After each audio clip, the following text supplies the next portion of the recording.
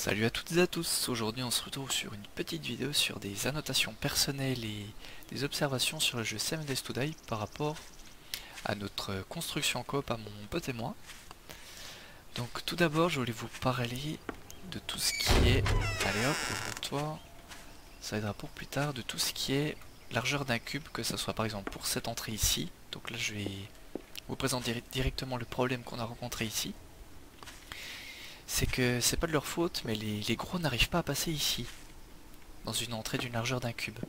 Et le problème, c'est qu'ils vont devoir taper toutes les structures sur les côtés pour pouvoir accéder à votre petit corps de chair.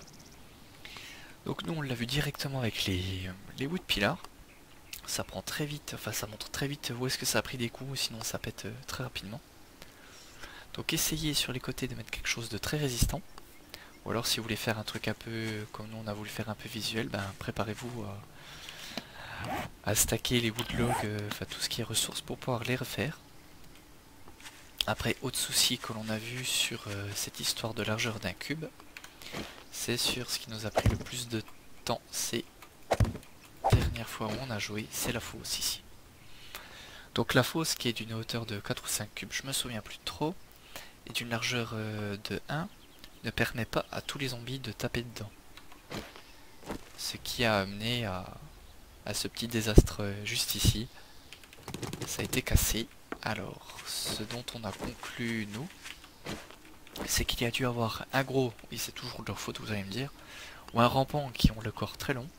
Un de ces deux zombies est venu et a tapé, alors ça c'est des wood fence, que l'on met sur des renforcés de concrete pour faire une petite ambiance bois, essayer de faire on va dire un chalet déguisé, un déguisement de chalet sur un bunker. Donc tout ça pour dire qu'une largeur d'un cube pour une fosse n'est pas assez. Donc si vous anticipez, si vous voulez faire une fosse, essayez de faire sur une largeur de 2 cubes plutôt qu'une, ça vous sera bénéfique.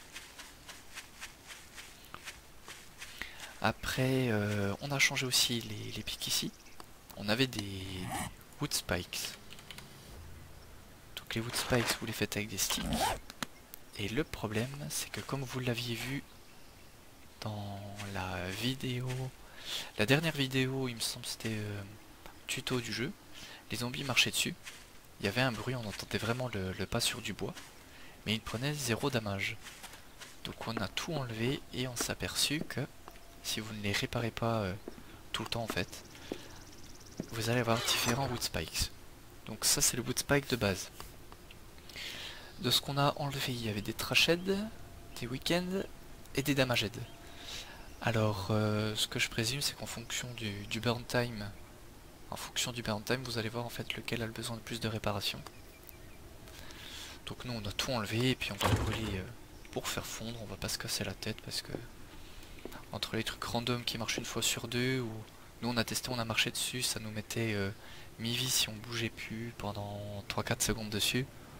On s'est dit qu'on allait tout enlever et qu'on allait mettre du gros pic quoi. Pour ce qui est de la fosse, pour en revenir à la fosse, nous on a dû casser une bonne partie de la structure ici. Plus ici ça fait un peu moche, mais bon on fait avec. Donc quand vous voulez faire une fosse, essayez de bien anticiper ou de commencer un peu à creuser, combler avec des wood frames que vous pourriez enlever plus tard. Donc vraiment c'est quelque chose qui prend énormément de temps, qui est très utile. En temps normal, enfin même nous, quand il n'y a pas de gros de zombies qui font chier à taper les wood fence, les nuits on s'en fout qu'on se batte dans la maison, on fait du bruit, il tombe, il meurt tout seul. Il n'y a pas de problème. Donc vraiment anticipez bien vos fosses, ça peut vraiment... Enfin ça ne peut être que bénéfique pour vous. Après ça c'est notre forge, qui ressemble un peu à rien. Mais on est en rate de potassium. On n'arrive plus à en trouver pour faire des balles, donc on essaie de creuser un peu partout. Donc voilà. Et oui, voilà, je voulais vous parler de ça. Est-ce que vous entendez le bruit de merde que ce frigo fait là? Donc très utile, nous on s'en sert pour mettre tout ce qui est viande et plats cuisinés.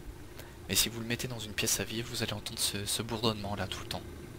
Donc petite astuce pour votre confort auditif, essayez de le mettre dans une salle soit isolée, soit un étage inférieur, supérieur, enfin bref, là où vous passez le moins de temps possible.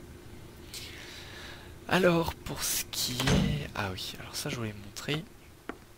Pour les personnes qui ne seraient pas... qui seraient encore un petit peu débutantes sur le jeu. Alors je vais vous montrer... Mais bouge-toi les fesses, tu commences à être gros, tu passes plus. Alors voilà, pour ce qui est du jardin sur les toits de maison, donc ça n'a pas changé par rapport au tout début du jeu.